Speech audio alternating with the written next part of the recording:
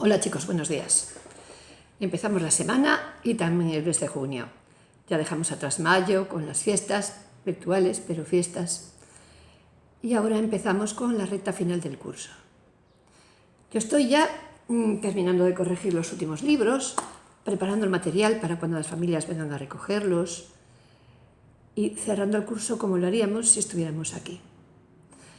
De la misma manera, yo quería animaros a que en estos días que nos quedan, que será el sprint final, el final de curso como todos los años, el momento de terminar todas las tareas que no hemos terminado, el momento de hacer los repasos finales, los mayores, para hacer los exámenes que nos puedan quedar, o para enviar los trabajos esos que tenemos pendientes, que con este tiempo tan bonito, tan maravilloso, no nos apeteció terminar.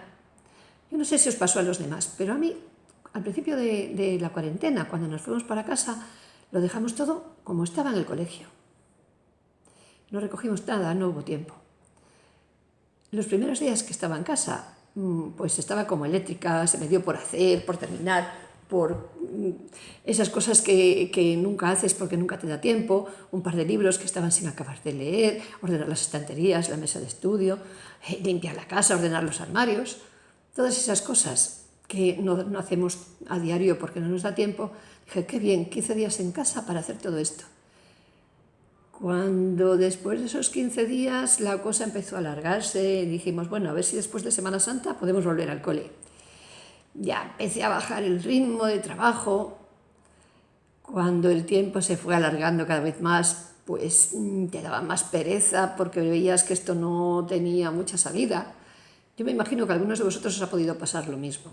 Empezar al principio con ganas de hacer, de participar en la novedad de las clases por videoconferencia, en los trabajitos, en no tener que venir al colegio, decir, bueno, me voy a quedar en casa, no tengo por qué madrugar, ya haré las cosas cuando pueda.